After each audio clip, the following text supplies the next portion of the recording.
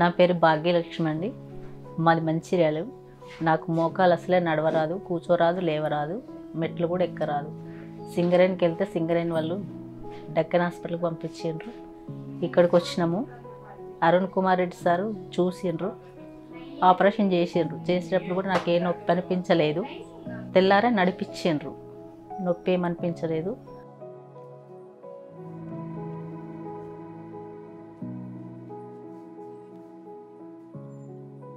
ఇప్పుడు నొప్పి ఏమీ లేదు, బాగున్నాను. రెండో రోజు లేచి కూర్చున్నా నేను. నాకు ట్రీట్మెంట్ బాగా కేర్ తీసుకొని చేసిండ్రు. చాలా మంచి హాస్పిటల్, సిస్టర్లు డాక్టర్లు అంతా చాలా బాగున్నారు.